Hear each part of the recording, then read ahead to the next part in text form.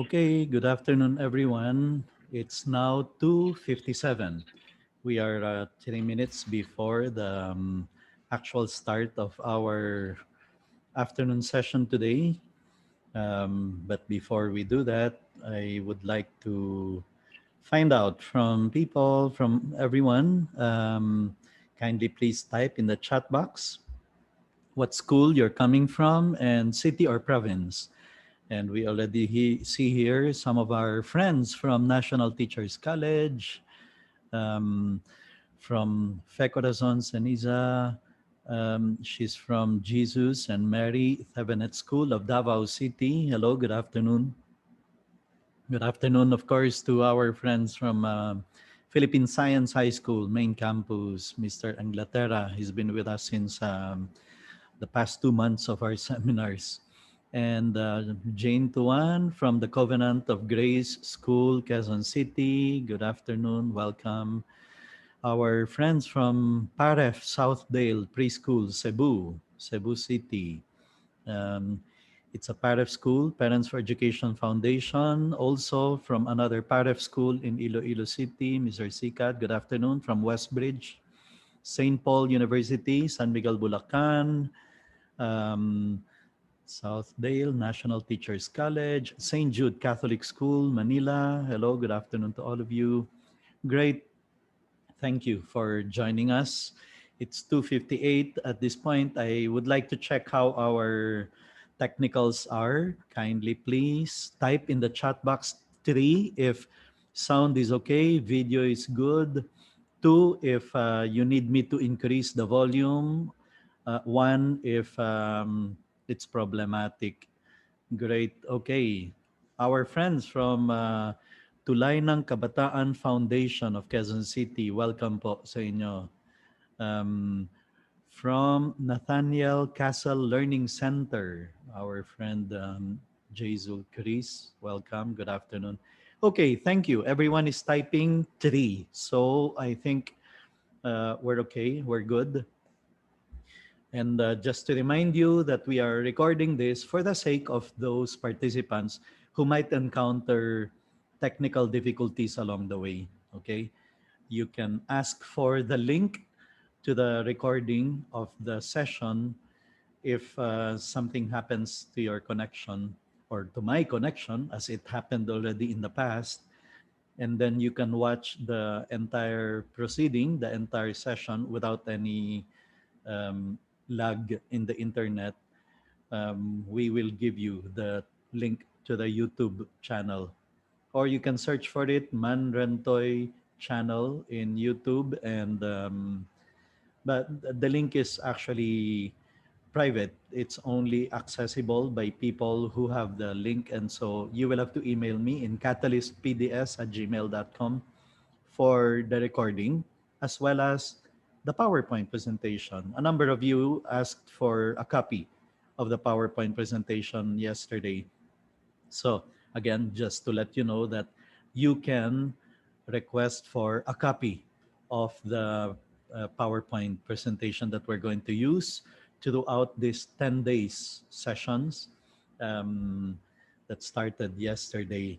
Great. It's 3 o'clock, and so as we always do, we begin on the dot, on time. I'd like to begin by offering a prayer for all of you, dear teachers. This is a special prayer for teachers as a way of beginning our session this afternoon.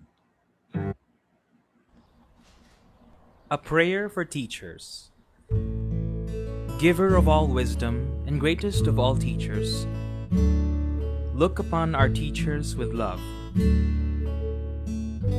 Grant them the resolve to nurture our eager minds and to never give up on us who fall behind. Bless their hearts, for they rejoice when we succeed and encourage us when we fail. Endow them with gentle patience, for the path of learning is never easy. Kindle a spirit of passion in them. It is the flame that ignites the love of learning in us. Help them see the potential in each student, Their belief in us means much more than the grade we make. Instill in them a commitment to keep on learning. It shows us to not fear new knowledge and experiences. Inspire them to touch the future. They influence how big a dream we dream for ourselves. Bless our teachers who have come before, for their work endures to this day. Let the light of your example shine upon all teachers, to build up with their words, to love with their mind, to share with their heart. Amen.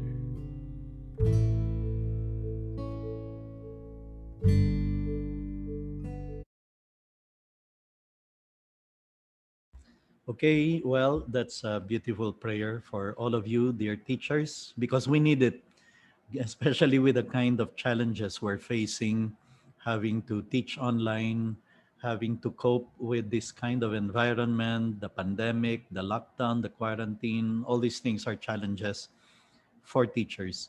And we continue teaching anyway. That made us frontliners as well.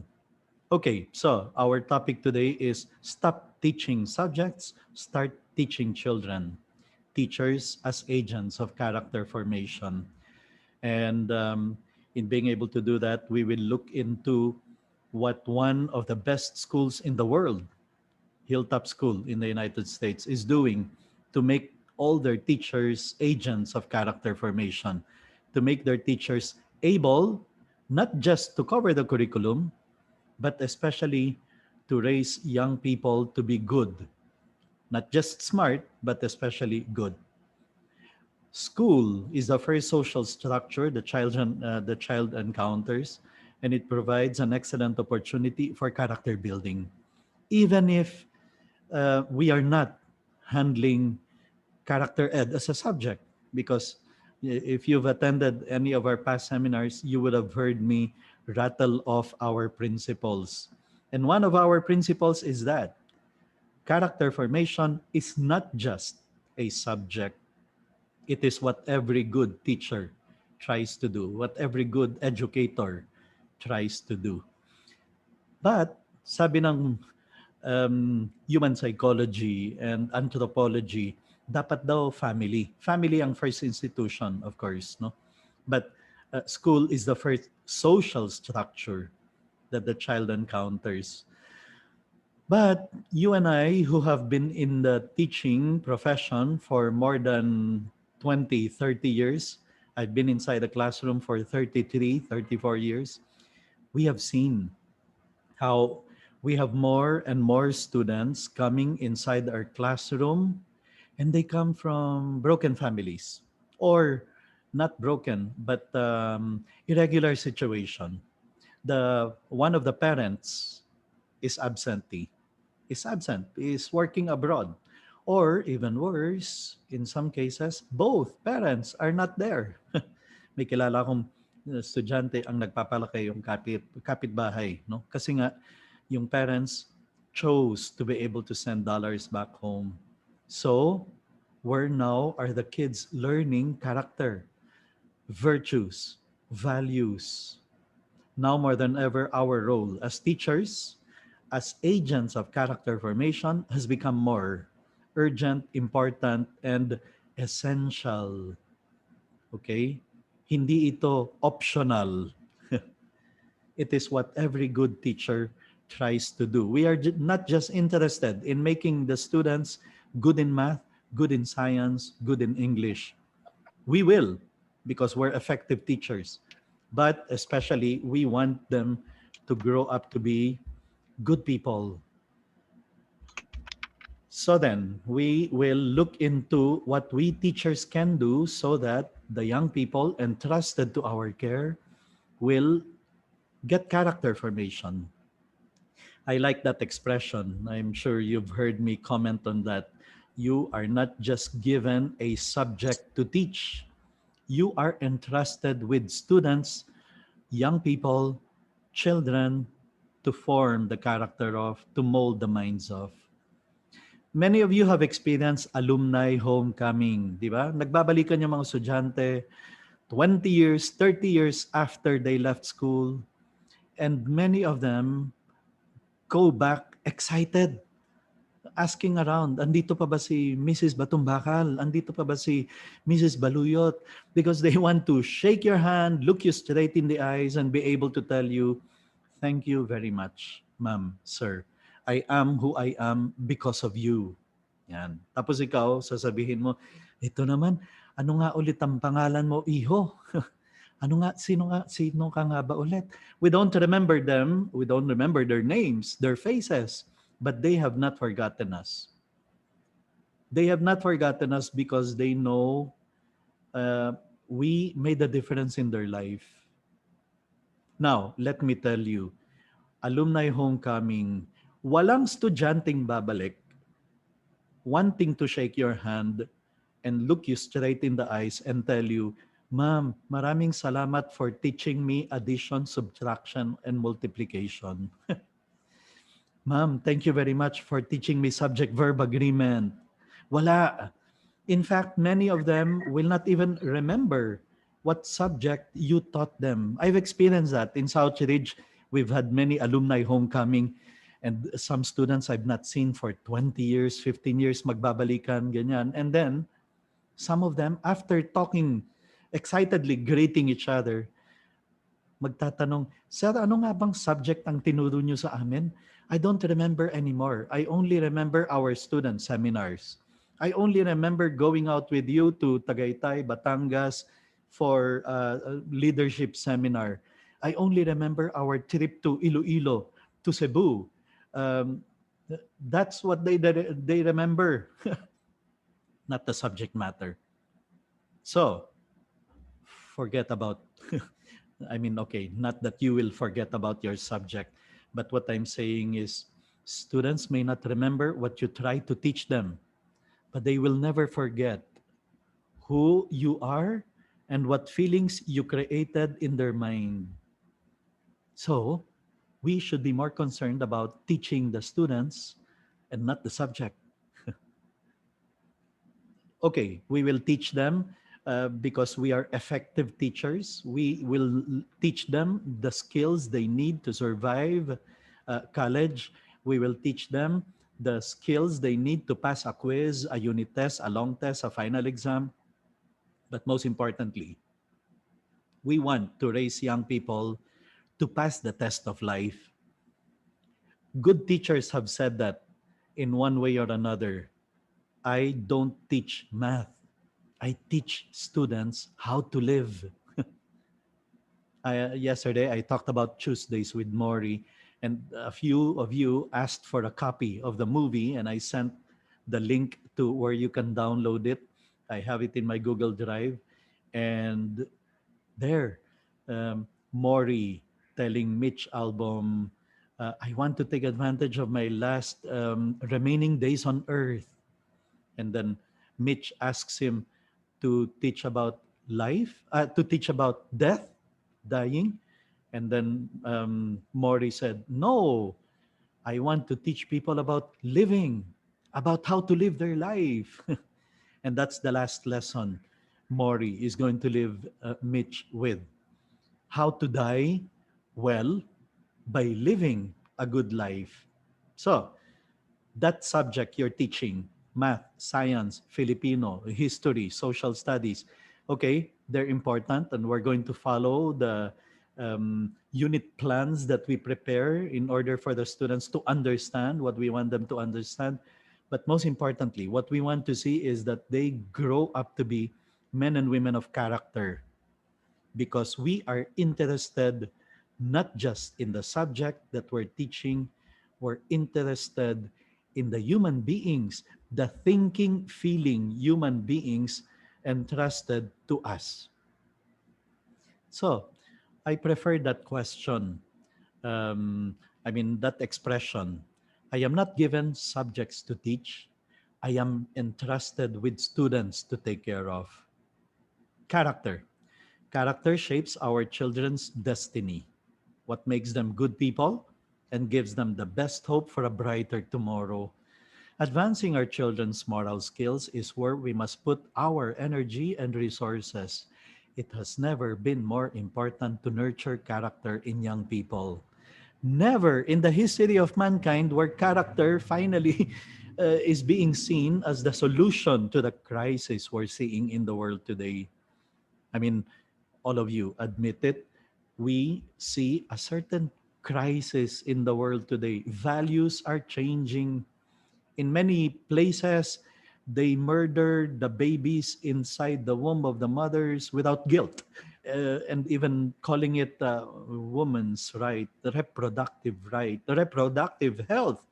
Teka muna, you're murdering an unborn child. How can that be health? That's the kind of world we're living in. So now more than ever, character formation is more urgent.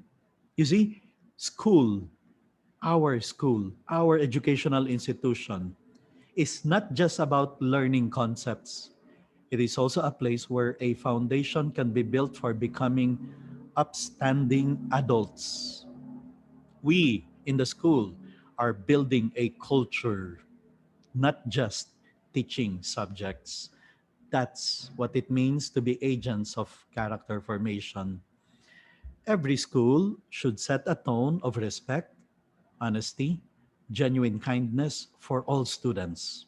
Whether they like it or not, whether you, teachers, like it or not, we are role models for students. And we are able to provide examples of good character every single day in the Zoom room, in the Google Meet room, in the classroom. Students notice what teachers do, say, tolerate, and how they handle challenges. That's a very good principle from Hal Urban. What you tolerate, you're actually promoting. What you permit, you are actually advocating. I mean, let me give an example. If you hear a student uttering a foul language, bad word, profanity, and you don't say anything about it, you are effectively promoting it. You're actually permitting it. You're actually advocating it.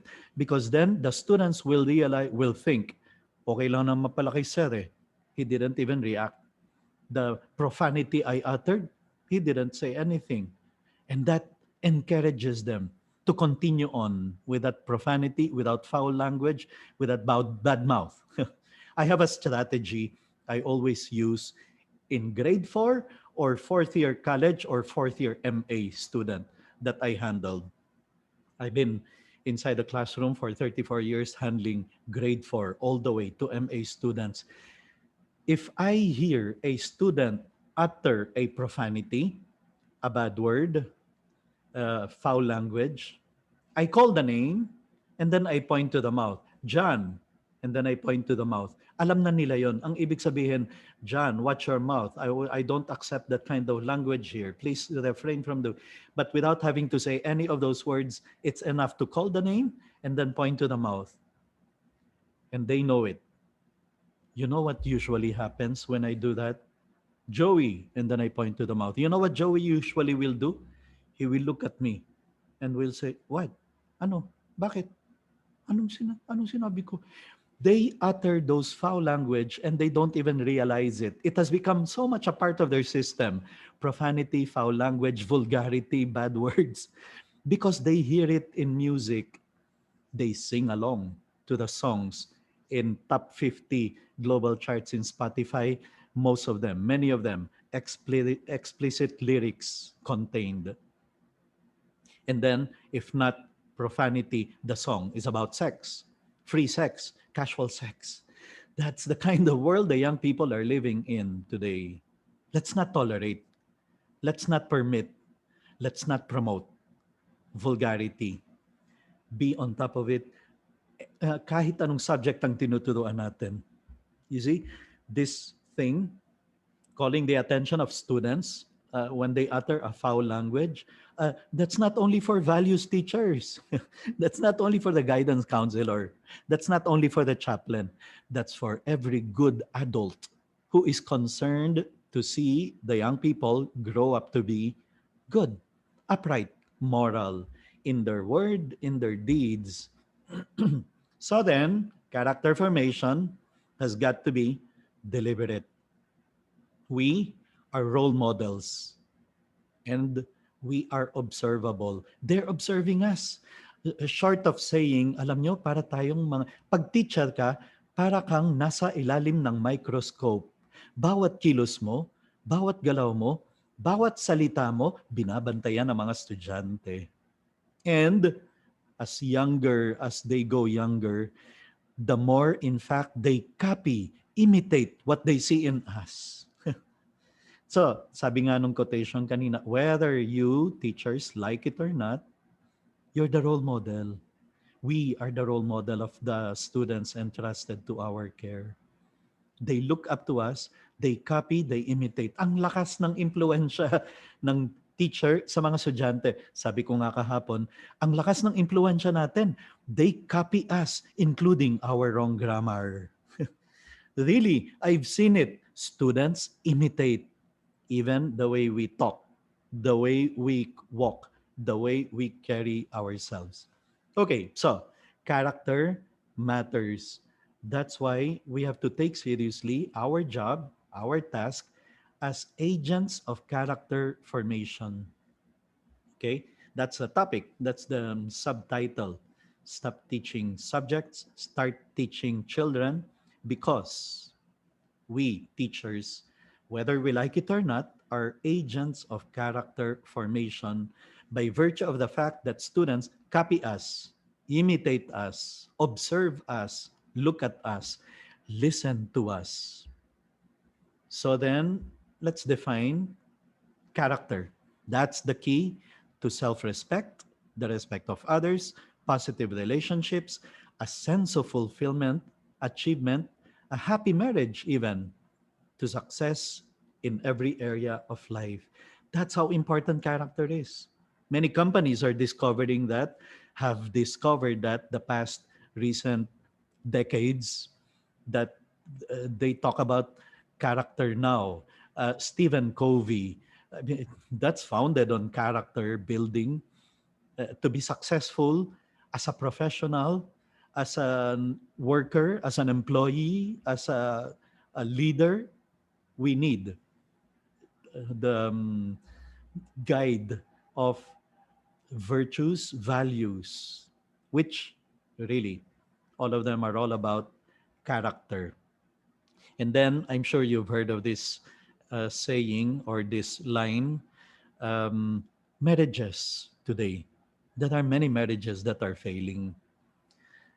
And the way to save it is not passion.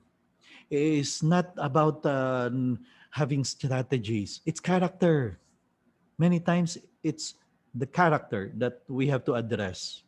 We have to make young people grow up knowing the meanings of commitment, loyalty, honesty, love, sacrifice, generosity, self giving, and all those qualities I mentioned are what will save marriage, are what we need in order to keep the marriage successful.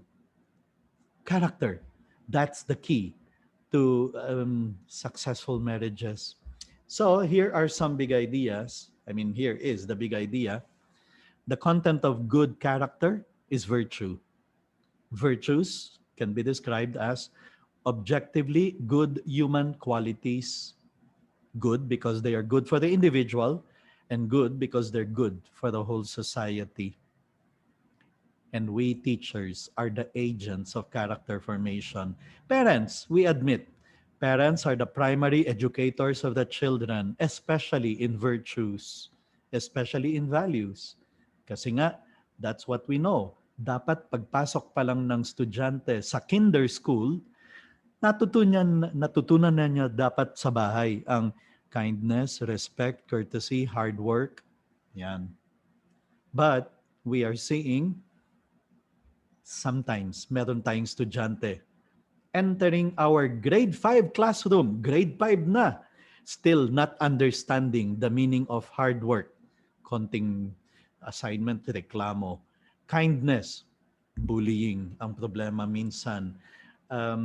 Honesty, cheating ang problema. Cut and pasting, plagiarizing, cut and pasting from internet and putting their name there.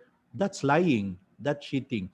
That's the kind of, sometimes that's the common thing we're seeing among the young people entrusted to our care. That's why we need to teach them character. They need character from us. Two big sides of character: performance character and moral character. More on this as we get through our presentation today. Performance character, meaning hard work, determination to do your best, to do your best work. Yan. Doing. Moral character is also needed to be your best, to act with love and respect in any relationship. So, this is it. The two sides of character are that: being good and doing good. It's not enough to know the good, because sometimes we have people like that. Students, alam nila eh. Alam nila kung anong tama. Then why do you resort to cheating, to lying? Eh, sir, kasi running ako for valedictorian. I need the grade. And they resort to cheating. Walang moral character doon. Sure, they're getting good grades. Ang project na sinasubmit nila, the best. Laging we praise it, we give it the highest possible grade. Pero they are capable of resorting to cheating, to lying. Hindi naman sa'yo yan eh. Nanay mong gumawa niyang project na yan eh. Nakita ko eh, driver nyo ang gumawa ng diorama na yan na sinasubmit mo. Tapos nilagay mo yung pangalan mo dyan kasi tumatakbo ka for valedictorian. I mean, what's the point of doing good but not being good, not being upright, not being truthful, sincere, honest? So, those are the two sides of character. What influences character? Let's take a look at this, because if we are the agents of character formation, we have to know ano ang kalaban natin.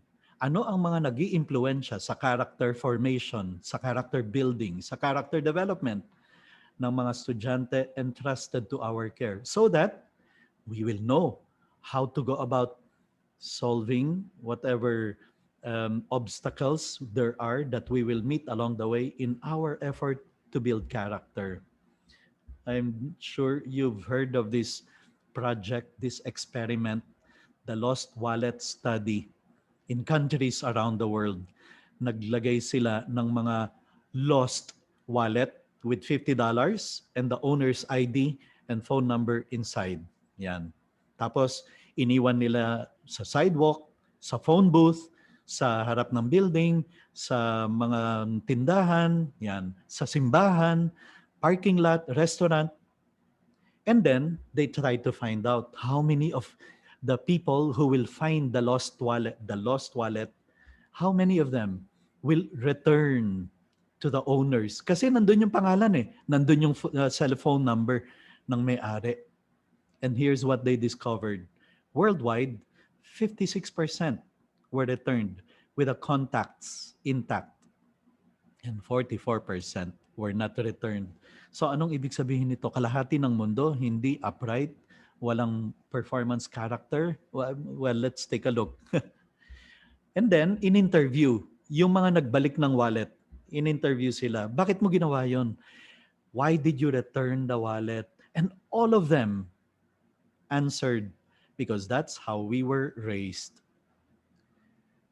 Parents taught us that that's the right thing to do. Some of them said, because that's my religious belief. It's a form of stealing if you don't return it, kahit alam mo kung kanino yung wallet na yon. And some others simply said, naisip nila kawawa naman yung nawalan ng wallet. Kailangan niya yung ID niya, kailangan niya yung pera siguro sa loob. So, they returned. All these three are all about character. Are all about character. Here is how countries did. Yan. Norway and Denmark were the highest, 100% binalik. Singapore, very high also, 90%. New Zealand, 83%. If you want to know the results of the other countries. You can Google it, lost wallet study results by country. Yan. The lowest is 21%. Ibig sabihin, 80% binulsa yung wallet na may pera na meron namang address or contact number ng may-ari. Sayang, wala ang Pilipinas dun sa study. Hindi tayo nakasama. But there you have, this is actually a repeat of that experiment already. And look at the top countries that returned, meaning to say, uy, mas may character siguro sila doon. Switzerland, Norway, Netherlands, Denmark, Sweden, Poland. Tapos the lowest. Hulaan ninyo kung sinong lowest. Yung laging I mean, okay, racially, we are not being racist, pero minsan meron tayong sinasabing reputation for kopya-kopya, nangongopya ng yung mga copyrighted lahat ng mga binebenta sa United States. Uy, biglang makikita mo dito sa bansang ito cheaper, and then they reproduce it by volume. Ayan, the lowest is China. I mean, this is based on this study. We are not racially accusing all of them. Pero yan ang lumabas sa study. Morocco is second to the last.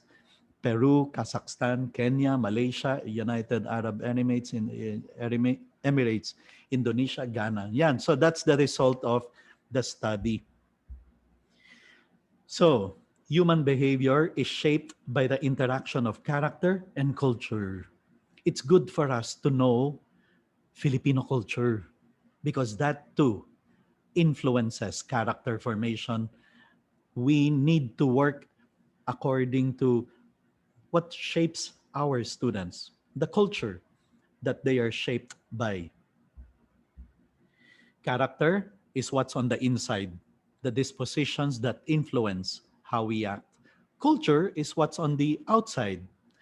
The young people in the Philippines today, they are shaped by what they see in media, in ABS-CBN and Kapuso or Kapamilya or Kapatid media. That's what they are exposed to. Or in Netflix now. Or in social media, Facebook, Twitter, Instagram.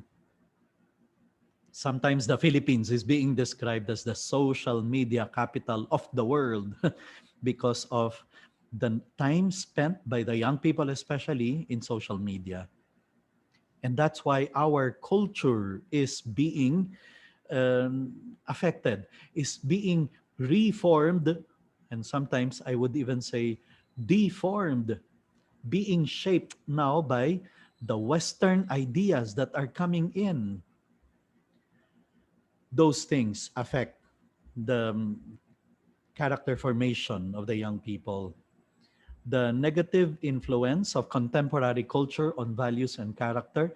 There's this interesting book entitled Lost in Transition, The Dark Side of Emerging Adulthood, published in 2011. It's a book written by somebody, a professor from University of Notre Dame. And let me see, I'll mute. It's a study based on interviews with a representative national sample of 18 to 20-year-olds in the United States. Now, as I said, because of social media, the Western culture, the Western ideas, like what we're going to see here, are beginning to creep into our own culture. We are being affected, especially we are very Westernized already. So, what did they discover? What did he discover? He discovered that, whoa, moral relativism is becoming a problem. So teachers, we have to keep this in mind. Ang mga estudyanteng hinahawakan natin, ang mga estudyante sa loob ng classroom natin, they are very much affected by what they watch in TV, by Netflix, by Spotify, by internet, by social media. And they may be affected, seriously affected by these things that they are exposed to. Moral relativism. Meaning to say, yung tao, wala nang pinaniniwalaan na tama o mali. Bahala ka dyan. It's up to you to determine kung anong tama o mali. That's not morality. So 60% of the national sample in the book of Smith were moral individualists who think there are no objective rights and wrong.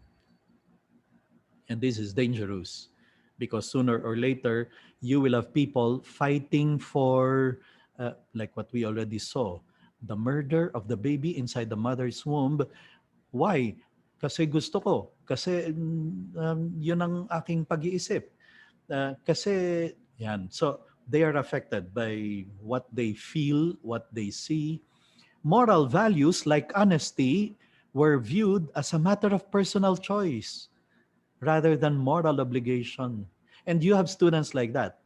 Yung cut and pasting from Wikipedia, tapos isasubmit sa inyo as their assignment, as their essay, papalitan lang yung ibang words. They're not going to call it cheating, plagiarizing. They will think, it's my choice. And besides, yung active sentence, ginawa ko ng passive. Oh, akin na yan. Original ko na yan. So, this thing of honesty, we also see it even in some adults. Some politicians have the principle of it's okay to cheat for as long as you don't get caught. Yan, that kind. It's okay to cheat. It's okay to steal money from taxpayers' money. It's okay to steal from the kaban ng bayan. Basta wag kang magpahuli. That's absurd. Where is honesty? Where is sincerity? Where is truthfulness? Where is justice, fairness, and uprightness in that? That is what is happening. Young people are affected by what they see, by what they hear, by what they read about. Then, Smith also discovered that young people today are captive to consumerism. 50%, 54% of them said that they would be happier if they can buy more things, own more things. Kasi that's the advertisement na principle. Just do it. Satisfy. Enjoy. Buy now. Here's more, like that. No? So yung what they are subjected to is constant barrage of message of satisfy yourself. Don't allow yourself to suffer with a lower brand or lower model of cell phone. I mean, don't be satisfied with iPhone 6. You have to go for iPhone 12, iPhone 11. That's the constant message the young people are receiving. So they become captive to consumerism. And only 25% spoke of wanting to help others or being a positive influence in others' lives. Nearly half said they had engaged in binge drinking, meaning to say 5 or more alcoholic drinks within 1 hour in the past 2 weeks. So this addiction is not just about substance addiction. It can also come in the form of gadget addiction, digital addiction, smoking addiction, addiction to drinking. I know some teenagers na ganun ang kanilang principle, ano? If they attend a party, minimum, dapat they get tipsy. Otherwise, it's a boring party. Hanap na tayo ng ibang party. Kaya yun ang hindi ko maintindihan. May mga kabataan ngayon, magpupunta sa prom, di ba? Before the pandemic. May prom, which is a party. Tapos meron pa silang post-prom party. Teka muna, party na yung inattendan mo eh. Bakit baka kailangang mag-party pa kayo sa bahay ng classmate? Sir, kasi yung prom, official school activity, bawal ang alak. Kaya kailangan magpunta kami sa bahay ni Joey, ni Joanna, ni Geraldine. Doon, we can drink. That concept, that idea. And then, here's another side, dark side of the study of Smith, the sexual revolution. Nearly 6 in 10 express regrets about their sexual experience. And it's getting younger and younger. And I'm not talking just now of the of the US. I'm also talking of the Philippines. Many are confused, hurting, and sometimes ashamed because of sexual experiences in a culture that told them simply to go for it. I mentioned earlier, many of the songs they hear, MTVs they watch, movies they see are about like that: sex, casual sex, free sex. Like as if the message they keep on getting is just do it. For as long as you love each other, go ahead. No one should stop you. Don't allow anyone to stop you from being happy. And they equate happiness with sexual promiscuity, doing what you want, being able to just do what you like. So that sexual revolution that began in the 1960s and still continue to spread across the world through mass media is the dominant cultural revolution of the past half century. The sexual revolution promoted an ideology of radical sexual freedom. It said that sex can be enjoyed without marriage, without commitment, and even without any kind of emotional connection to the other person. That's most of the time what the young people watch in rom-coms, in, well, chick flicks, as they would sometimes call them. And I'm not only now talking about the United States. Look at, I know some of you have seen this um, article from Inquirer.net where Popcom clarified, sabi nila, teka muna, 40 to 50-year-old kids, 40 to 50, 10 to 14-year-olds give birth every week, not every year as previously reported, sabi nila. Every week yan, 40 to 50, 10 to 14-year-olds. I mean, think about it, ma'am, sir, 10 to 14 years old. Grade 5, grade 6, grade 7, grade 8, estudyante ninyo. 40 to 50 of them nabubuntis every week. Sabi nitong Popcom report. I mean, where did we go wrong? Um, Morality. What happened to morality? I know many of you don't like TikTok kasi inisip nyo palang TikTok ang pumapasok sa isipan ninyo, waste of time. But here's the other dark side of TikTok. I had to study it because I had to talk about it with parents and with teachers. And it is amazing. The algorithm of TikTok is designed in such a way that it's for maximum desire for followers and likes and comments. I mean, really, it's so addicting for young people. It's so addicting for anyone who gets into it and starts using it. And you start being hungry to get likes.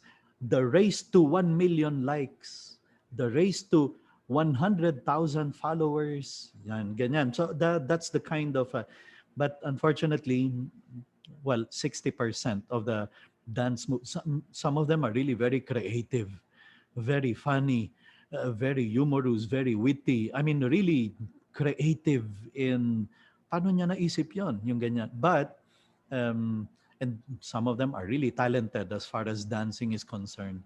But from what I observed, 60% of the dance moves that become very, very popular are either salacious, even immodest, or bordering on uh, there's sexual innuendo. 60%. So that's another dark side. Is that contributing, therefore, to this sexual? I mean, the problem of the sex and sexuality that we read now about. Okay, it has something to do with things like that. That's why we have to go against culture. I mean, we cannot just allow fads, social media, TikTok, Twitter, Instagram, Facebook to be the ones dictating on the kind of culture that we have or that our young people develop. We have to go against the grain. We have to be countercultural. To raise good kids, we must take deliberate steps to create a family culture that fortifies children against the toxic influences of the wider culture. Many of you are parents. You have children or you have grandchildren. You have reasons to be concerned. And you now feel like going to the school of your kids to tell the teachers, "Huy, ma'am, sir, alam ko math ang tinuturuan mo, pero can you also sometimes naman comment about the appropriateness or inappropriateness of um, taking selfies na naka two-piece bikini and then very immodest and flaunting their body? Ma'am, sige na naman, please."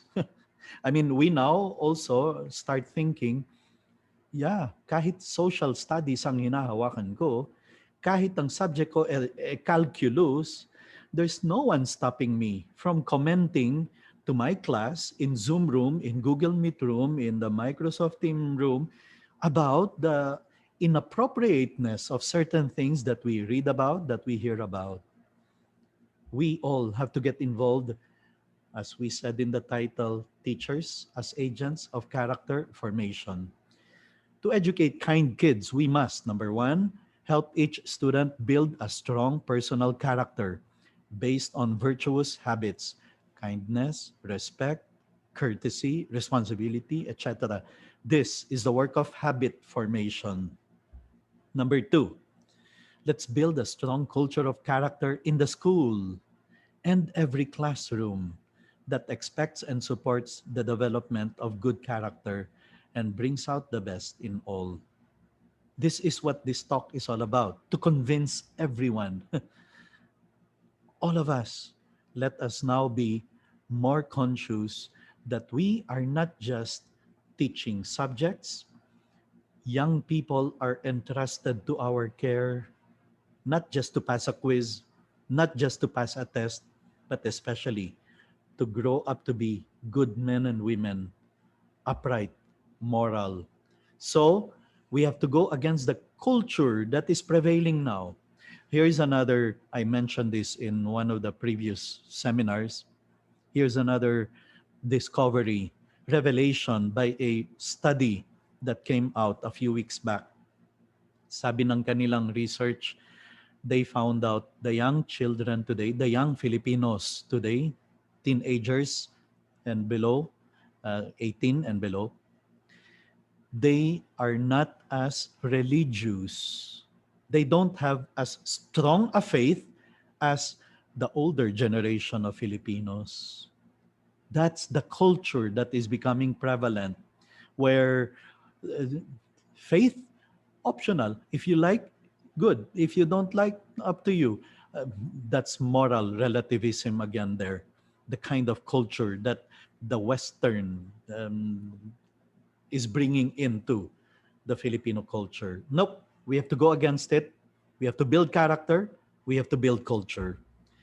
Our task as parents and teachers is this: to develop our children's capacity for goodness, curb their capacity for cruelty and immorality, and foster the courage to come to the aid of those who are mistreated.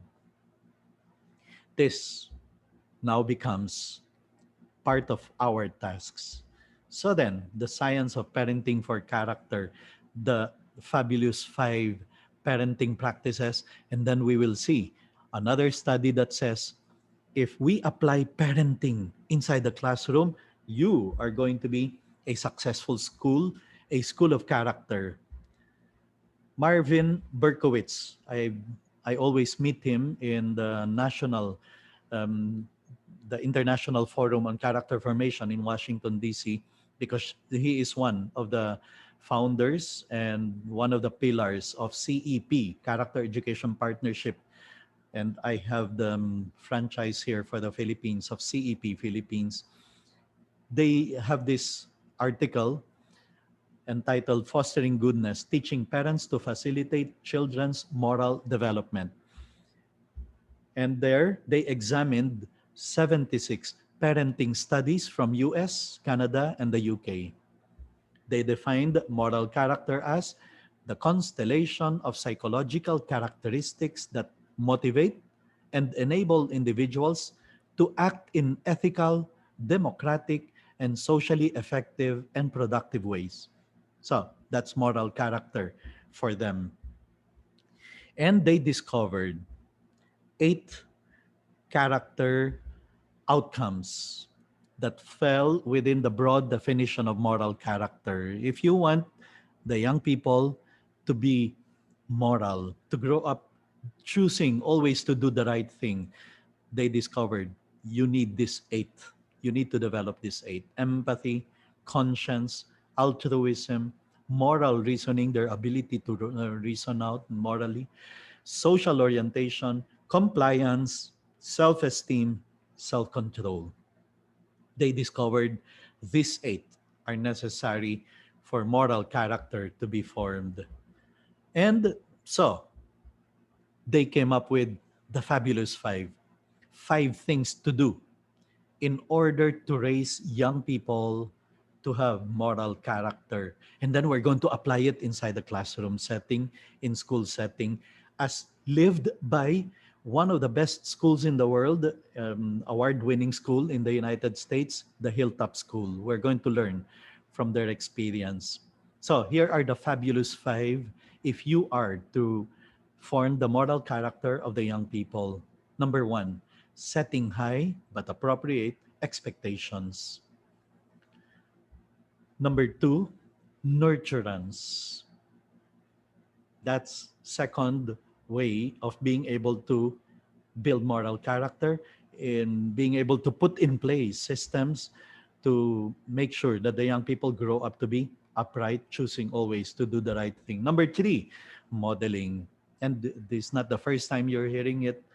Every talk I give on character formation, I necessarily will have to talk about the most effective strategy to teach character: role modeling. The students will have to see kindness in us, respect in us, professionalism in us. Then they will learn it. They will pick it up and they will live it. Number four, reasoning, helping kids understand how their behavior affects others. And number five, empowerment, giving kids voice and responsibility. Now, please take note again, remember, Berkowitz and his co author applied this fabulous five at home to parenting, to the families. We are interested now to see how can it be done as teachers who are agents of character formation. So again, those are the five: setting high but appropriate expectations, nurturance, modeling, reasoning, empowerment. And the question, of course, is can they be applied? I mean, can they also work in the classroom? Catherine Wenzel precisely did a study. Are effective teachers like good parents? That's the question she asked. Teaching styles and student adjustment in early adolescent child development. That's the book that she wrote. And so she found out teachers who use the fabulous five, they have high expectations for students. They set clear rules. They are nurturing. They are fair, using democratic communication. And they model motivation for learning. So, yes, clearly, teachers who use the fabulous five will be successful, will be able to effectively do character formation, because she discovered that those who did those fabulous five, they produced students who showed the best character outcomes. They have pro-social and achievement motives. They have a sense of personal mastery and control. They engage in more pro-social behavior. And here's a clincher: they actually get higher grades. And that's what one of the things I always tell schools. Ma'am, I'm not saying here set aside academics. Huh? I'm not saying academics should be secondary. No. Um, pero studies showed that concentrate on academics, character formation will not necessarily follow. Pero studies show concentrate on character, academic achievement will follow. Academic achievement will follow pag may character ang bata, pag upright ang bata, pag honest, pag hardworking, industrious, with grit and perseverance and sense of responsibility. And o nga naman, ano? If a person has hard work, which is character, then of course, necessarily, he will get higher grades. He will perform better. So that's what many research have shown us. Concentrate on character, academic achievement will follow. They will be better achievers. Conclusion of Wenzel, good teachers do what good parents do. And then there's another separate study of London schools. Michael Rutter's 15,000 hours reached the same conclusion. Good schools are like good families. So then, how to create families and schools of character? The fabulous five, give us a skeleton, a general framework of evidence-based practices. Pero they don't give us the specific concrete practices that show how to implement Fabulous Five. There are many ways of implementing them. You can research on the work of Berkowitz, and he will give more concrete things. So then, our concern now is anong hitsura ng Fabulous Five in schools? If we teachers are going to be agents of character formation, this Fabulous Five now will show us this is what we will have to do if we are to raise children of character. If we're going to see these young people growing up to be upright with both performance character and moral character. Performance character, which is needed for best work, and moral character, which is needed for best relationships. Schools of character develop moral character and performance character through an ethical learning community. And that's what we are going to do, starting with making the teachers as agents of character formation. So, what we so far have seen is, ma'am, sir, you want your school to improve, to be effective, to be a school of character. It's not enough to train your teachers in the art of questioning. Ito yung mga usual seminars na binibigay sa mga teachers. How to design a unit plan. Ayan. Lesson planning. How to give performance tasks. How to create. Yung mga ganon. Those are the things usually that are given as seminars to teachers.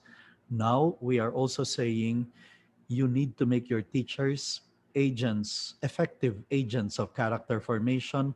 Therefore, we need to develop moral character, we need to develop performance character, and we need to create an ethical learning community. An ethical learning community is a partnership of staff, students, parents, and the wider community. And that is how we're going to transform our school. We need everybody to be on the same page. And if you were with us in the creating a culture nung one of the last series, one of the talks in the last series we had in June, we mentioned there, kailangan tumulong din sa character building ang mga babae na nagtitinda sa cafeteria, the staff in the bookstore, the auxiliary staff, the maintenance men, the security guards who welcome the students, they too have to be on board in this creating an ethical learning community. We've got to get everybody on board. So, how do we do that? Here, develop a school way. I know this was part of I think we discussed this when we were talking about class advisory. Develop the school way. With input, better yet, if may input yung staff, yung students, and parents, crafting like a credo, manifesto. This is what we believe in. This is what we stand as a school. These are our core values. Many of them, if not all of them, already can be found in your mission vision, in your core values. Well, let's put it into like a credo way. You know what a credo is? I believe this. These are my beliefs. These are my firm beliefs. And then better yet, make the students, make the parents, make the teachers raise their right hand and repeat that to start the week or to start a day. That's the way. That is how we are able to create a an ethical learning community. That way expresses the school's core moral values, whatever it is. Iba-iba yan, no? Some schools would have virtus et scientia. Okay, ganyan ang kanilang core values. Yung iba naman, a man for others. That's the secret of that school. The success of that school in Katipunan, kahit sinong bata doon, tawagin mo, alam nila what is the school trying to do to you. A man for others. That's their way. That's their credo. Okay, here in our school, as we agreed, we want to make as our core values Christ-centeredness, social responsibility, excellence in academic. Okay, whatever it is, may inputs yung parents. Not that they help craft it, but they signed a contract saying that they will abide by it. They have read it and that they will abide by it.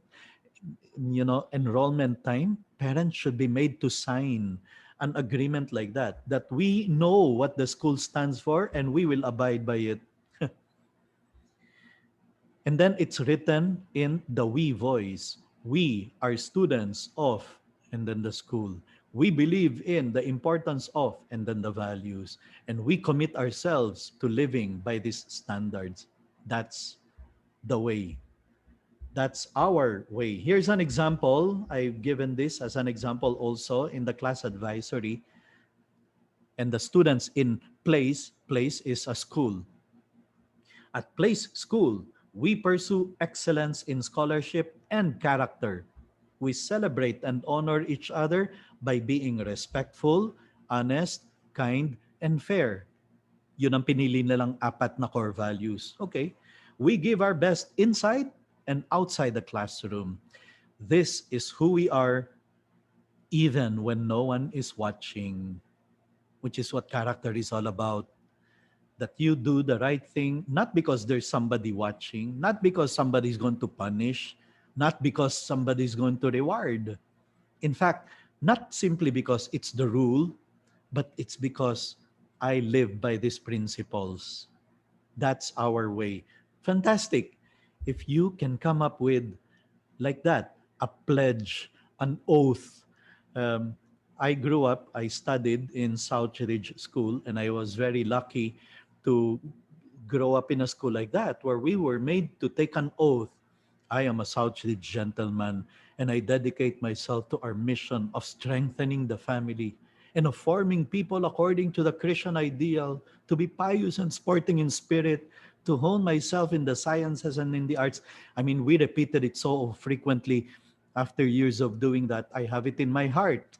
And I'm not exaggerating that sometimes when I make decisions, the words of the oath of a Southridge gentleman come to mind. And I have to make um, decisions based on what I swore. I took an oath to do,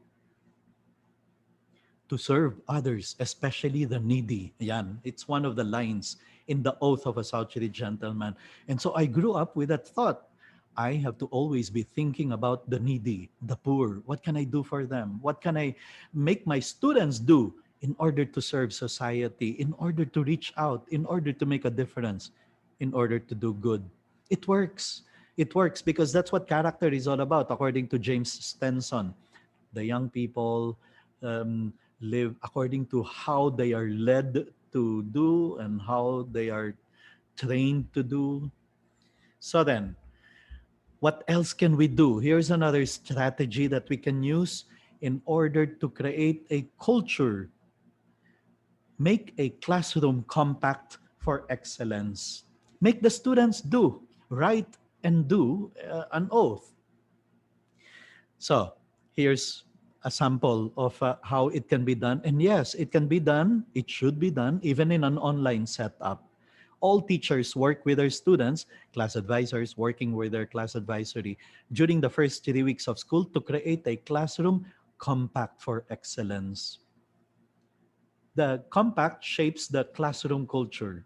They will have to agree, ano ang ating top 3 core values that we will say uh, grade 5B should be known by this virtues. Grade 5B should work hard to achieve these 3 virtues. Pag sinabing 5B, dapat ang pumasok sa isipan ng mga teachers, ng mga parents is itong tatlong virtues. We agree on these three virtues. And then we craft it as an oath, as a compact that I will live by this, that I will follow this, that I will work hard to be like this. The compact shapes the classroom culture. It lays the foundation for everything else. Because if we want kids to develop responsibility, they have to have responsibility. And this is the function of an oath or a pledge or a compact. They are not responsible to you, teachers. They are responsible to the compact that you agree with, that you agreed on in the beginning of the school year, that you make them take an oath for, swear, raise their hand and recite the credo of the class, so that the next time around that they don't live according to the principle, they're not challenging your authority. They are just failing in being responsible to the oath that they did. Now it becomes a responsibility on their part. Okay? Gandhi was the one who said this. The heart learns what the hand does. In character education, it's often most effective to begin with a hand. I mean, literally the hand. When you say, I'm going to live by the principles of the school with the right hand raised like that, as an oath, as a pledge, as a commitment, as a compact. The need for directed practice to develop the hand. Human beings develop habits of good behavior by repeatedly acting in good ways until it becomes natural and even easy to do so, and unnatural to do the opposite. And we teachers are the ones who are going to implement it. We are the agents of character formation, whatever subject you are teaching. So, in practicing kindness, for example, here's what one classroom does. We're back to the hand. At the start of the day, all students take out their good deeds journal. And then with their hand, they write there, a good deed I did yesterday. They write down, a good deed I will do today. And then they write it down. It's fantastic. At the same time, it's an examination for them. For them to realize, grabe, I did not do any good deed yesterday. I mean, what was I doing? I wasted my time. So today I'm going to do good deeds, not just one, but as many as I can to make up for my failure of yesterday. In all subjects, we can make connection to doing good deeds theme. So it's teachers building character, whatever subject we're handling, we all become agents of character formation. This is what I wanted to quote earlier. Young people develop character by what they see, what they hear, and what they are repeatedly led to do. Then they develop that character. James Stenson, Compass, a handbook of parent leadership. And it's transformative. I mean, really, it can change the school, the culture, countercultural ang sinabi natin kanina, to go against the grain, to go against the prevailing culture. If the culture out there is sex is free, sex is casual, sex is do what you like, countercultural. Inside the classroom, we're going to teach them chastity is beautiful, modesty is the way to go. Taking care of your body and soul is a task of every good human being, upright human being, etc. To do deep character education with a potential to transform the culture of a school and the character of students, we're going to look into a concrete example, the Hilltop Elementary School experience. When we come back from the break, because I've been talking now for an hour and 6 minutes, and as I always do, because we're human beings, we need to rest. Some will need to go to the washroom. Some will need to go there to get their water. I'm going to give you a break just by showing you two songs to help us rest a bit, so that when we resume after these two songs, We're ready for more hard work. We're ready for more ideas. Yeah. Oh, oh, oh. Yeah, yeah. Yeah, yeah. Yeah, yeah. Yeah,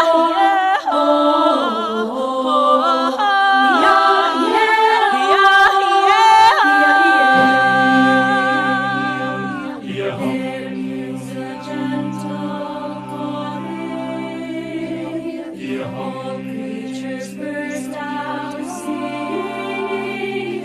Our souls respond with cheer. Voices full of rejoicing. Sing songs that blend our brokenness. Play music that fills emptiness.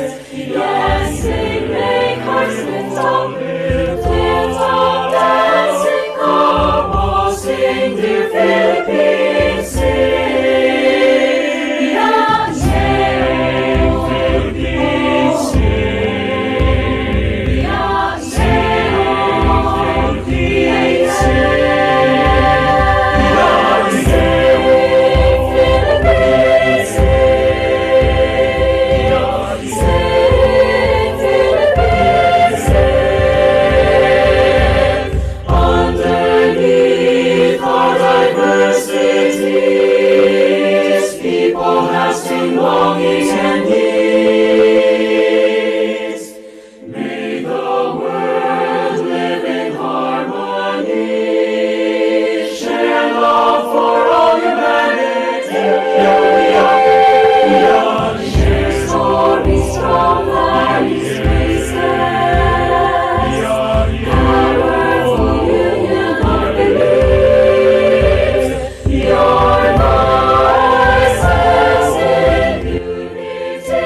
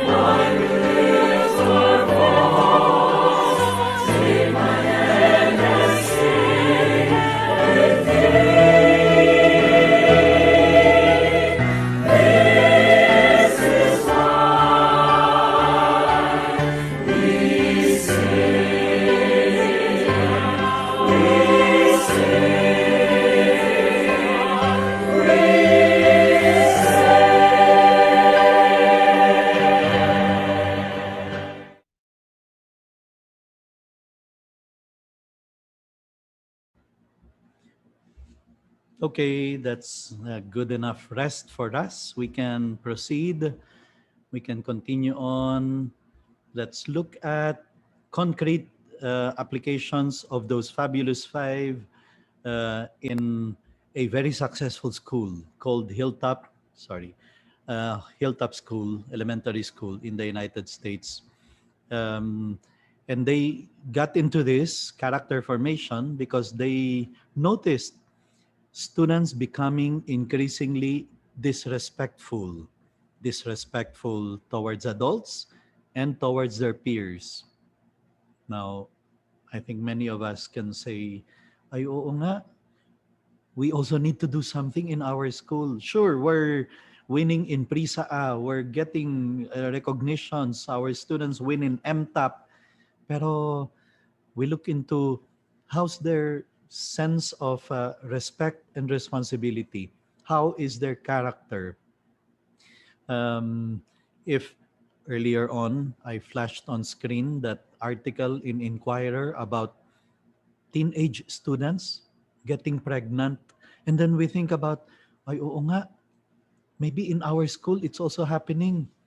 Tapos, Catholic school pa naman tayo. Or Christian school pa naman tayo na we give values importance. I mean, we give a lot of importance to formation of the students. Pero nangyayari to. So, that's what Hilltop discovered. They need to do something. And the principal, parang ang pressure sa kanya is, ma'am, kailangan maghigpit ka. Disiplinahin mo ang mga bata. Yan. But we began to realize that discipline is not the real problem, that this was a far deeper problem than discipline. Harry Wong, in fact, is going to say that to you. Stop disciplining and start managing. Discipline is not the number one problem. It's the lack of routine, procedures to which students are responsible to. You see, you make the students responsible to procedures, routines, and then what did we say earlier? To a compact, to an oath, to a way that in our school, this is how we do things, this is what we are. Let me give you another example of a successful school that lived the way, set for itself clear guide.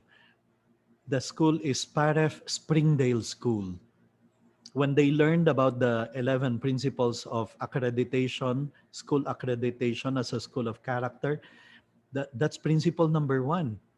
They emphasized their motto, which is to do all things well. To do all things well. That motto has been there since day one, since 20 plus years ago when they started. But it was only when they saw the 11 principles, and principle number one is that the school is guided by principles and vision, and they emphasize that, and that transformed the school, making everybody more conscious about, here in our school, we do all things well. Making sure that in every memo it appears, bene omnia facere, we do all things well, to do all things well. That class teachers talk about, class, do your best in what you do.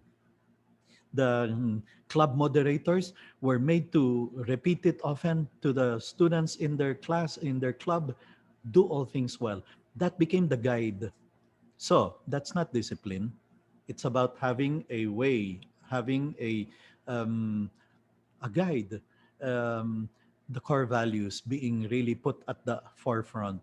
So this is what the principal had to do. We needed to change the idea of what students considered cool, from disrespectful to respectful. Kasi ganun yung nabuong kultura sa mga kabataan, that when you disrespect a teacher, hey, cool, you're cool. When you bully another student, oh, that's cool. Yun ang naging kultura, which can also happen in our school if we do not watch out, if we overlook itong the kind of culture that they're beginning to follow or to live. So, what did the principal do? First, she made everybody, all the teachers, read the book of Dr. Thomas Licona, Educating for Character. You see, to make all the teachers agents of character formation, to make all the teachers own the task of forming character, that it's not just the concern of the principal, that it's not just the concern of the guidance officer, that it's not just the concern of the values teachers. It's what every teacher, whatever subject is teaching, she's teaching, should be doing, forming character. That's the topic of our, I mean, that's a title that we gave it, right? So she made everybody read the book, and that gave everyone a shared understanding of what a comprehensive approach involved. And in the first place, of making everybody realize that all of us are in this together. All of us will have to be the agents of character formation. And this is the 12-point approach that was designed by Dr. Thomas Licona. We're not going to look into every single one of them. And I know some of you who attended our past session on creating a kind and caring school, you know, a culture of kindness and caring, we also looked into this. Or the session on preventing bullying to do character formation. I remember I also showed this diagram. But here it is. Tom Licona said, if you want to be successful in transforming your school, in creating a school of character, in making the teachers effective agents of character formation, then you have to have classroom strategies, and outside the classroom strategies, school-wide strategies. Caring that goes beyond the classroom, that schools, parents, and communities are partners, are made partners in this task, and creating a culture of excellence and ethics that's school-wide. But all the others are classroom strategies as done by the teachers, the agents of character formation. That's what we are more interested in. Okay, so the premise of this 12-point approach is this, and nabanggit na natin to kanina at the start of the presentation. Lahat ng ginagawa ng teacher, how we react to situations, how we get upset at the students, how we get frustrated, how we show the students unhappiness na hindi lahat maganda ang result ng quizzes. All those things affect character. I mean, they have a bearing on character formation. Every interaction, every experience of the day affects a student's values and character for good or for ill. That's why, remember, I said this before, pag ang kausap ko teachers, I never fail to mention, please do not use foul language. Ma'am, sir, never ever. Because when we do, our reputation plummets. Number two, don't you cannot require students something you don't first show by your example. So we will teach them punctuality in the way we ourselves start the class on time and end the class on time. We show them hard work in the way we come to class every day, prepared like a professional. We show them kindness in the way we treat them with kindness. We teach them self-control in the way we control ourselves. We don't shout, we don't scream, we don't yell, we don't hurt, we don't harm. And number three, teachers, do not ever criticize your school, your administrators, your supervisors, much less your school's mission and vision, because that's our job, to get the students identify themselves with the school. Pero kung tayo mismo yung unang-unang nagkikriticize nun, saying bad things about it, then we lose our effectiveness in that aspect. So this is what the principal did in Hilltop School. In its first faculty meeting of the new school year, the principal and the staff discussed the book, Educating for Character. And they decided that comprehensive character education was the best way to try to change the culture of their school. How then did they implement the 12-point approach? And to do this, we're going to learn strategies that you can use, that you as teachers, as agents of character formation, can also look into paano natin gagawin to sa eskwelahan natin, sa classroom natin. Number one, and I'm very happy we have participants here from PAREF schools. This is their strongest quality. They make the parents active collaborators, very contrary to the concept in many schools where ang thinking ng ibang parents, oh, Ma'am Sarah, kayo na bahala sa anak namin, ide-deposito namin, nagbayad na kami ng tuition, kayo nang bahala dyan. Ay hindi. In a PAREF school, Parents for Education Foundation, when they enroll their kids, they practically also enroll themselves because they now commit themselves, I will attend 4 parenting talks a year. I will make myself available for chat meeting with a mentor of our child. We will discuss how to help our daughter, our son. We will make ourselves available for family celebrations because we have to show strong homeschool collaboration, and parents have to be there at the forefront of that collaboration. So, parent involvement, you have to get your parents involved, especially now when we are in the online setup.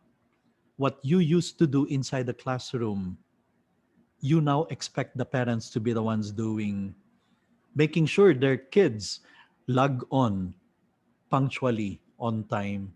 Eh sila ang nasa bahay, silang nakakapagbantay dyan. Making sure that they do the modules, the asynchronous work, the projects, the outputs, the researching. Ay, wala na kayo dun. We are not there.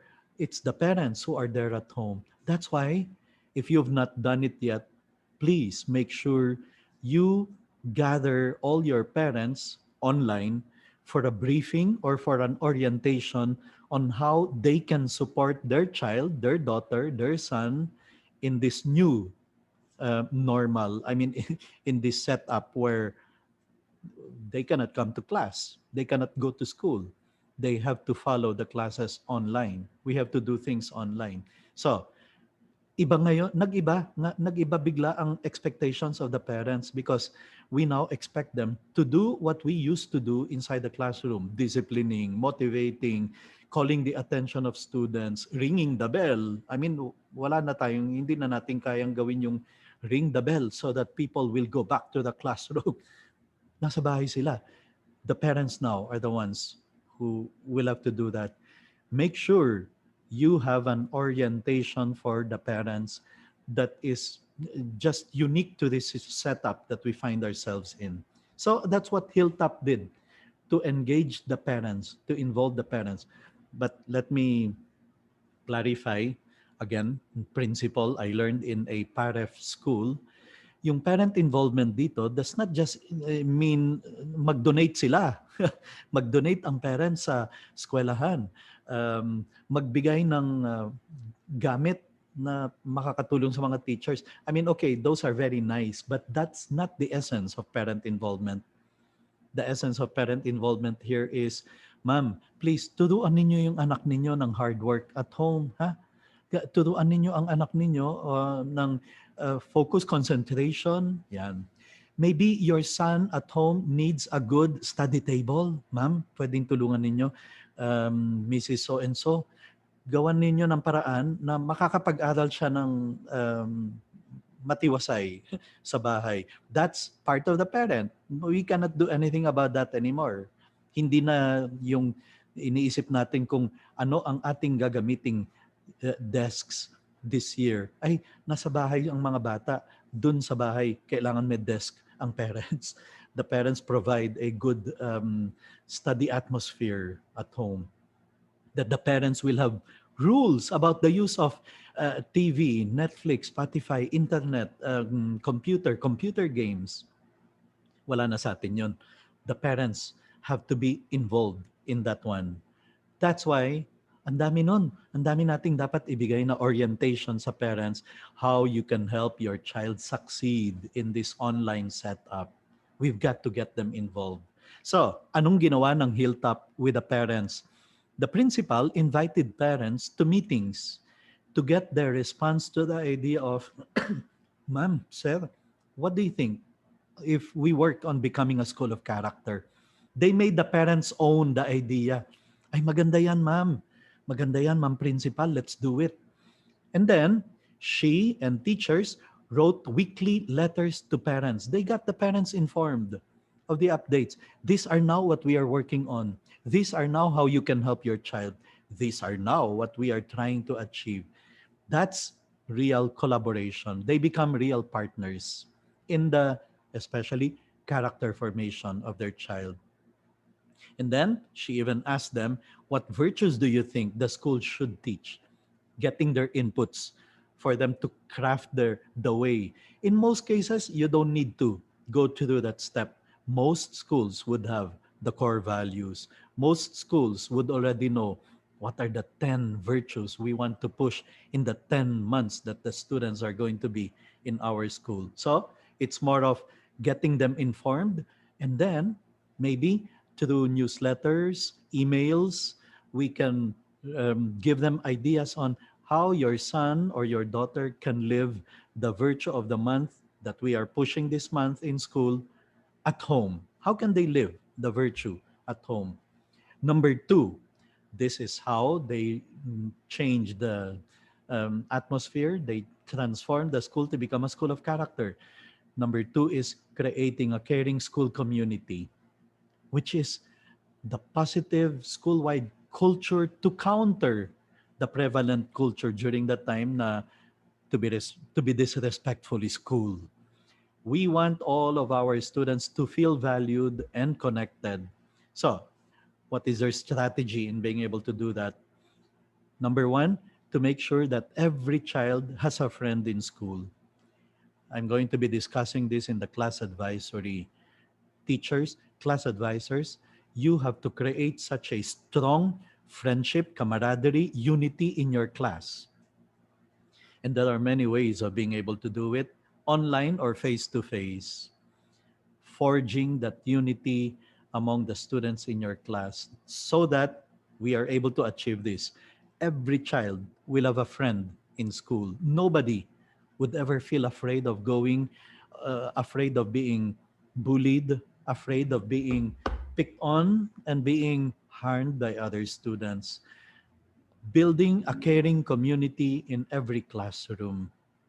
That's why, well, one of the modules that we offered in June and I think in May also is caring, a kind and caring school, a kind and caring classroom, because this is crucial if we are to achieve that objective of having a caring community. So here's one strategy of Hilltop that you can also consider. They make day one of the school year a big day, a day for celebration, a day that the students look forward to because they're in on that day one. Teachers are excitedly going to welcome us.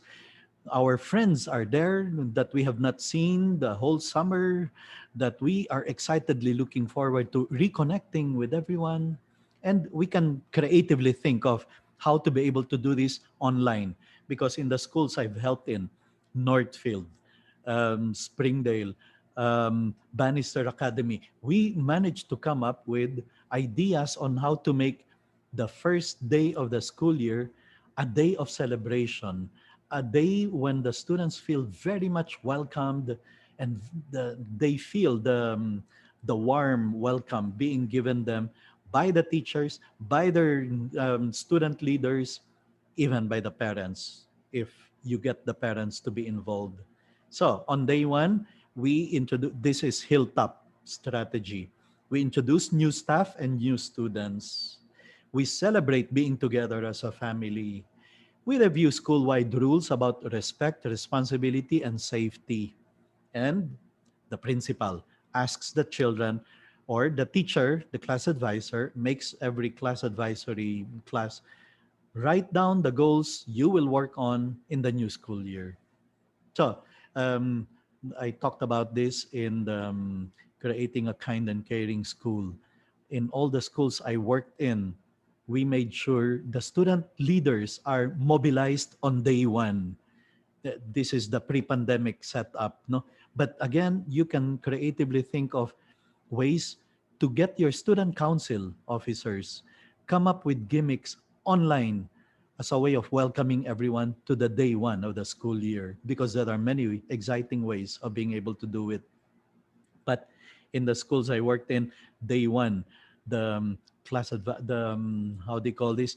The student council officers will arrive in school way before everybody else. They will be wearing this big sash that says, I'm here to help. They will welcome parents who are bringing their kids to school. They will even help kids carry their bags, find their rooms because it's day one and they need help in being able to find their right classroom. And then the student leaders even prepared balloons and those laminated papers with encouraging messages to teachers. And teachers, when they arrive in the school, they go to their desk. There is ensaymada and zesto waiting for them. And then in the counter, in the middle of the schoolyard, there is a free-flowing brewed coffee for the faculty as a way of celebrating day one. And then those laminated messages like, thank you for choosing to be a teacher. You make a difference. You impact the lives of the students. Those encouraging words that make the teachers feel excited about the new school year. That's celebrating the new school year. Harry Wong, in his book First Days of School, said the first day of the school year should be the biggest celebration of the year. And it's true, really. I mean, those of you who are administrators, I know your concern. You are concerned about enrollment. I mean, we want students to come. We are badly affected by the pandemic. We lost many students either to the public schools, or we lost some students because the parents cannot afford, or because they are not going to go to your school anymore. They look for a cheaper alternative. They are going to go homeschooling. We need students to come. And we are very genuinely happy to see them when they come back on day one. We have to make sure that they feel that excitement of seeing them come back to our school. And then here's another way of creating a caring community, the older class being a buddy to a younger class. And the students there can ask for help from the students in their kuya or ate class. There is you really are creating a new culture of, here the older ones support the younger ones, the younger ones can count on their older brothers and sisters in school. That's a very, I mean, that transforms the environment altogether. Here's number 3, part of the creating a democratic environment: class meetings. Empower the students. For example, on day one, of course, there will be class meetings. Class, let us discuss today what are our goals as a class. And then I'm going to make you write your own personal goals, objectives, as far as academics is concerned, as far as co-curriculars are concerned, as far as growing as a person is concerned. So you make them think about these things. But especially, class, how can we make sure that all of us in this class will be successful? Let's meet about it. What are the potential problems? Bring it up. What are the solutions to the possible problems that we can come up, that can come out along the way? Propose solutions. So you are making the students now responsible for finding solutions to possible problems that will happen throughout the school year. So, to use the class meetings, one, to help children get to know each other and discover their similarities and differences. That's creating a kind, caring community. Give each other compliments. We use class meetings to set up the rules that will help us live together. We use class meetings to teach conversation skills like listening, and we use the class meetings to empower them to be problem solvers. How can we work together to solve this problem?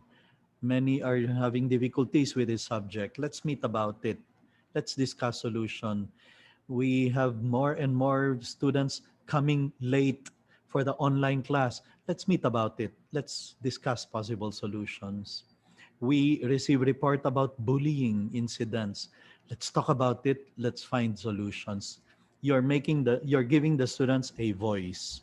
That's a strength. Now, you notice in all these things, who's going to implement it? The agents of character formation, the teachers. That's what we are. Then, making the students do reflection time. I remember talking about this as one strategy in a number of talks, in a number of seminars or webinars we've had. If there is anything that you should make the students do, it is reflecting, because they don't do much of it now, because they are subjected to a lot of noise, the noise of Spotify, the noise of Netflix, the noise of the screen, the cell phone, the tablet, the gadget, the TV, the cable TV. They're subjected to so much noise. Make them reflect. Teachers use levels of respect and responsibility chart to have students reflect on their behavior during the day. Here's an example. You show these different levels of respect and responsibility to the students. Level 4, respectful, responsible, helping others. Level 3, respectful and responsible but not helping others. Level 2, works or listens when reminded but does not when not reminded. Level 1, not working or listening. And level 0, worse, even bothering others. Before you dismiss the class, you will tell them, okay, class, in the chat box, write what level were you today? No, no, just for me to know. And send it as a direct message so that the whole class will not have to read. Just send it to me as a message. What level were you today in respect and responsibility? First, that will make them reflect, and then they will pass on to you. And then they will realize, I have to work on this tomorrow. Of course, part of it is they have to be honest. To be honest, put them in the right disposition to be very honest with yourself. You're not trying to fool me. You're working on this for your own sake. What level of respect and responsibility you have. Inside the classroom, you can tell them, put the number here. The people to their left and right will not see, but I want to just have a feel. How were we today as far as level of respect and responsibility? So you can make them do it at different times, for example, of the day. Or you can even ask, as a class, what level do you think the whole class is working at? That's trying to get to know. And at different times, what level did you feel we were working at during the math class, during the English class?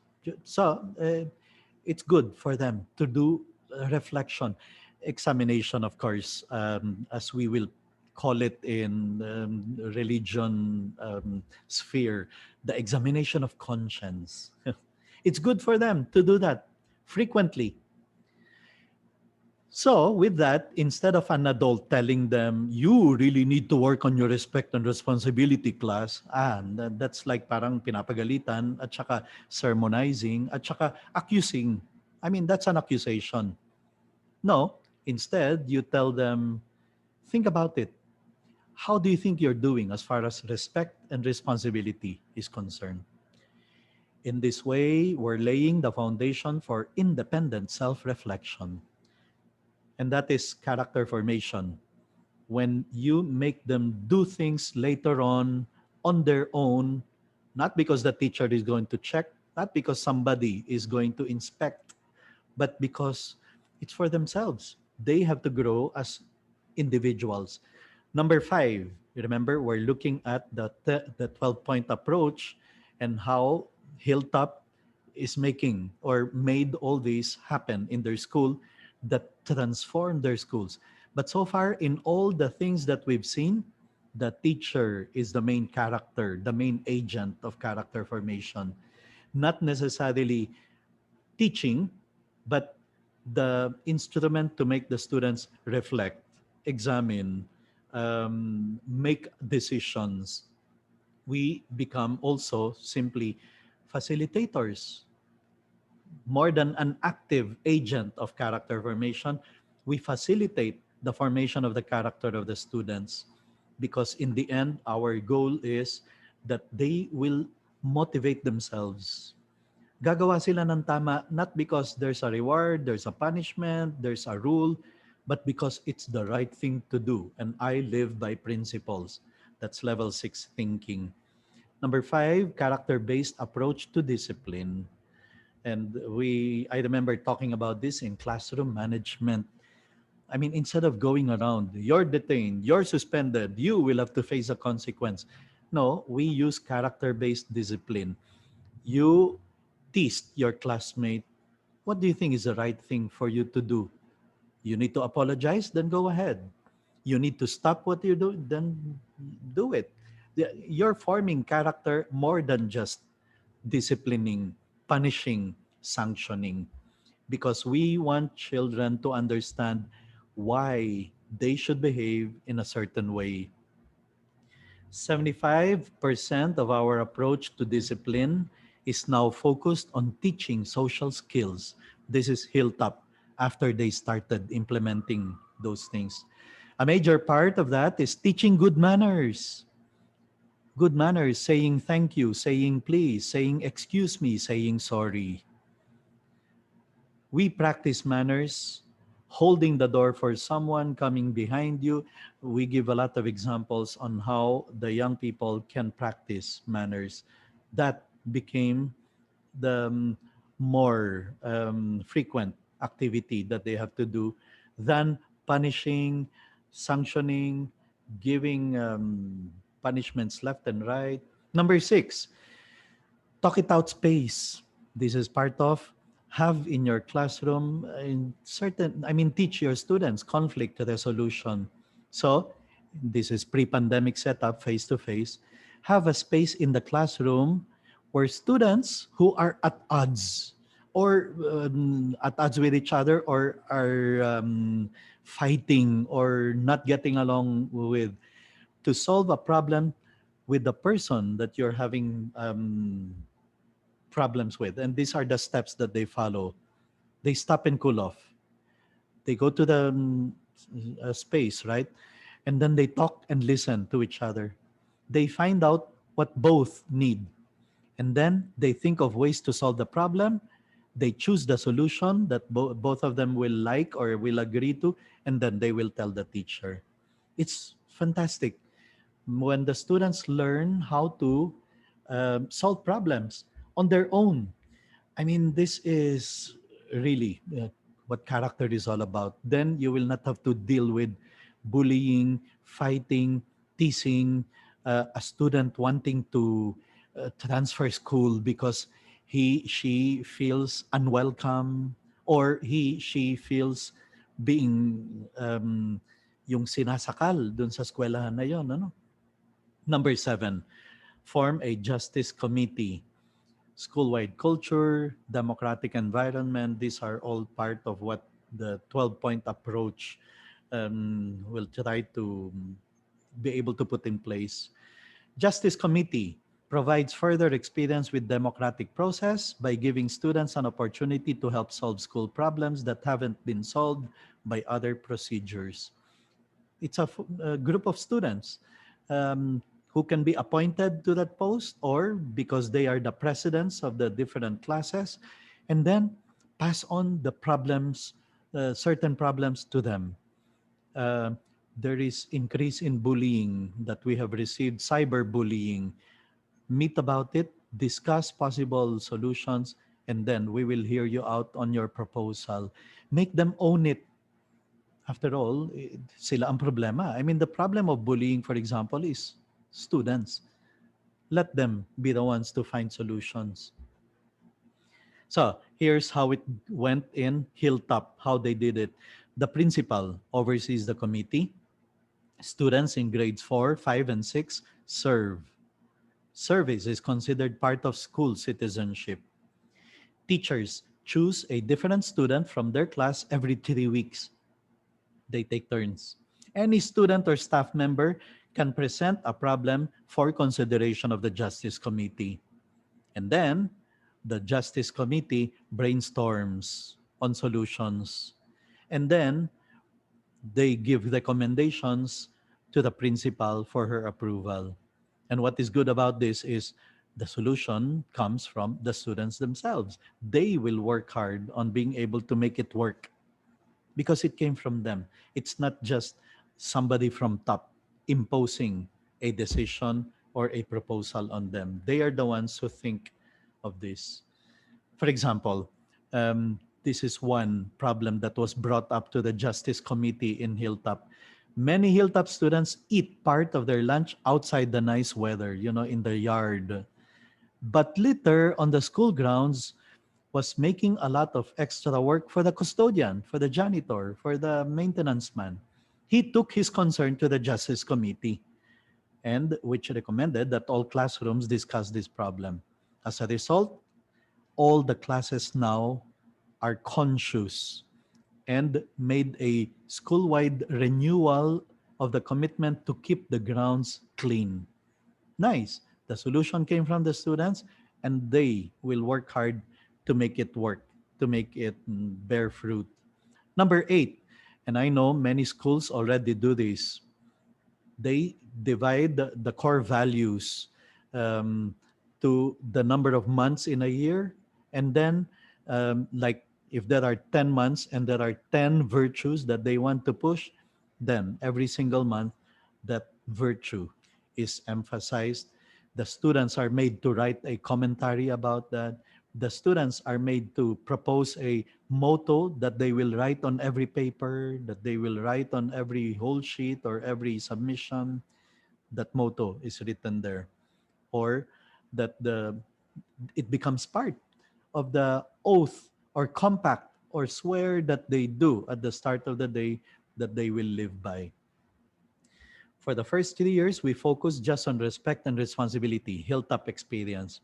Later on, it became a routine, so we now do different virtue every month. And the teachers were the ones who determined, by this month, ito ang kailangan nating i-push. By this month, napapansin namin, tinatamad ng mga estudyante, let's make it hard work. By this month, their mind is in the Christmas break, let's put in focus or concentration or whatever it is. So we make the virtue relevant for every period. Here is what Hilltop came up with as their 10 monthly virtues for the 10 months of the school year. You can come up with your own. I know some schools, apat ang kanilang core values. Okay, then they make it the quarterly virtue. Not monthly, but quarterly. One virtue per quarter. And then the teachers just discuss 3 manifestations or virtues of that quarterly virtue, 3 sub-virtues. And then let's push it in the 3 months of those 4 quarters. Number 9, curricular integration. And this is what every teacher tries to do. That's why we talk about teachers as agents of character formation. Kahit anong subject ng tinuturuan mo, find a way of integrating the virtue of the month or the virtue of the quarter into what you're teaching. You're teaching in literature. How did the characters in this book that we're reading live this virtue of the month? You're teaching social studies, history. How did this historical figure live this character, this virtue of the month that we're talking about now during this time of the period in history? They now find ways of integrating character education into reading, writing, social studies, even physical education. How? Well, We have to creatively think of how to be able to do it. Recognition for good character, school-wide culture, and caring beyond the classroom. As a society, we suffer from thinking, what will I get for doing this? So at Hilltop, we give social recognition for good character rather than material rewards. Constantly thanking students who are courteous, who are considerate, who are kind, who are honest. They turned over lost and found items. That's sincerity, that's honesty, that deserves to be given recognition, even just as an announcement or as a note in the website of the school, in the Facebook page, a poster that is posted there congratulating the following students who lived the virtue in an exceptional way as a recognition. And then they even have celebration assemblies where the students are given the opportunity to perform, to do musical recitals, to do skits, to do plays, to do readings of poems and stories, and those that they choose to perform have a bearing or have a relation with the virtue of the month. Student performances are then repeated at community events, other schools, and nursing homes. That becomes a way of doing service, outreach, community service. 11, it becomes part of the report card. Our school district now includes 6 lifelong learning skills as part of a student's report card. So it can be just like this: 4, consistently; 3, usually; 2, occasionally; 1, rarely. I know this is debatable. Some people don't like this kind of evaluation finding its way in the card. This should not have a bearing on academics.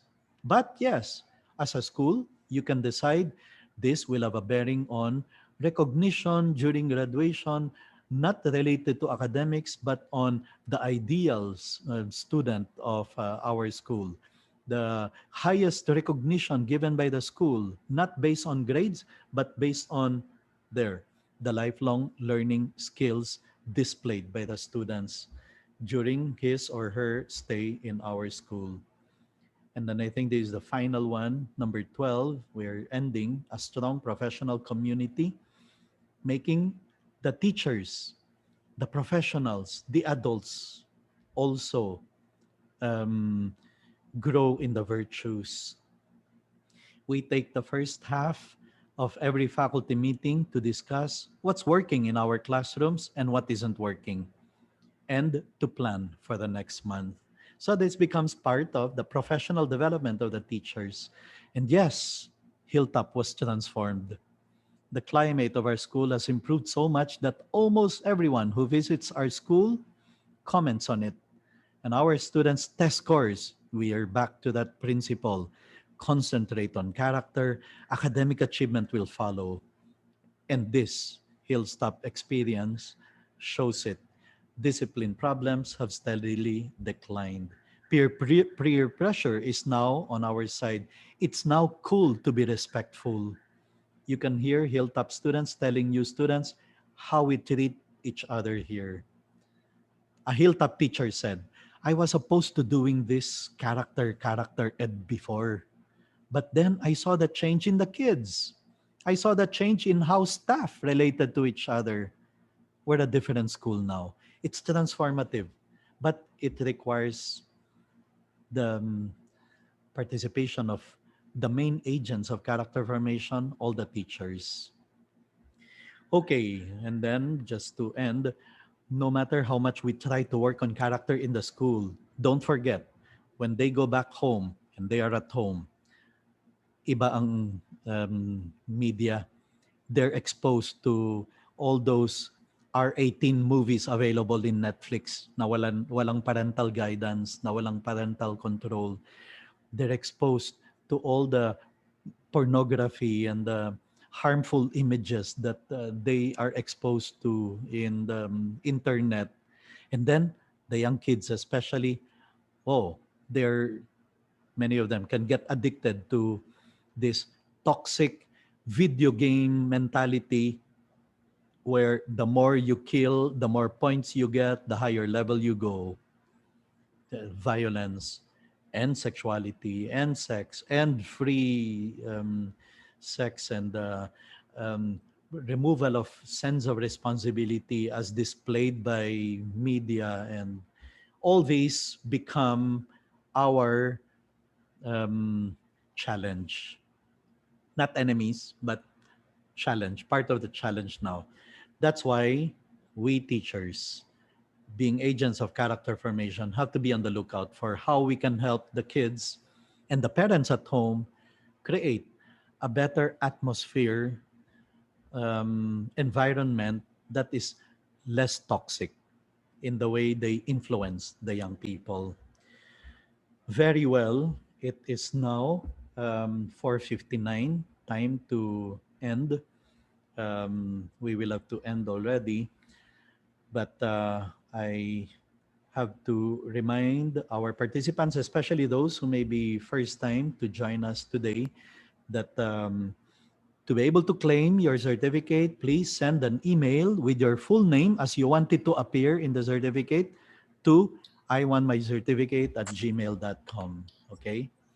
And let me see.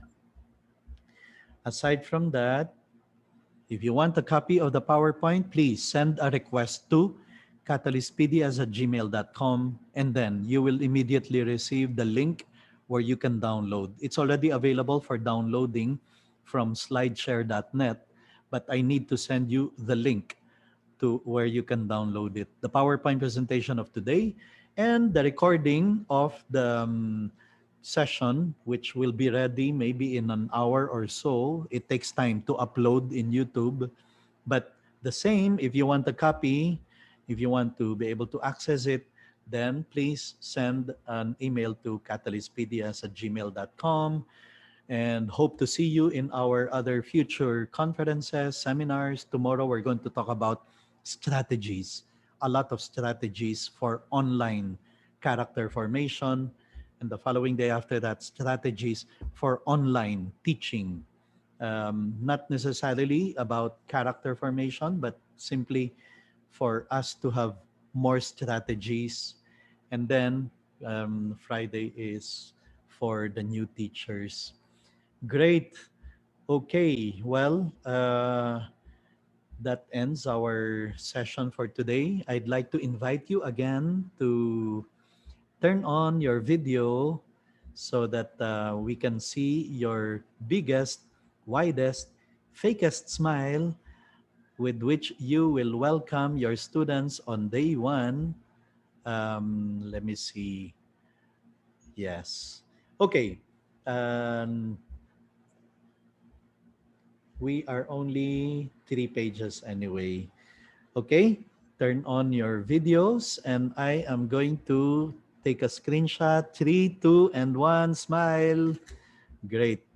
Let's go to page 2. 3, 2, and 1, smile. Okay, finally, page 3.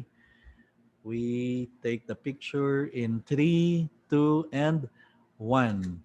Great. Thank you, fellow teachers, for joining us today. I hope the ideas I've been able to pass on to you will be helpful as you prepare for the new school year. Good luck to everyone. That's right, Tulay ng Kabataan Foundation. I see you there, a big group there. Thank you for joining us. And everyone else, take care, stay safe, and see you in our future seminars. If you have any question, I never get to give time for Q&A, but if you have any question, you can pass on to catalystpds@gmail.com, and we will find a way of either answering them in some of our seminars in the future, or um, if needed, we will also provide the answer there in the email. Okay, have a nice day, everyone. I will be ending this meeting in 3, 2, stay safe, God bless, see you, and 1.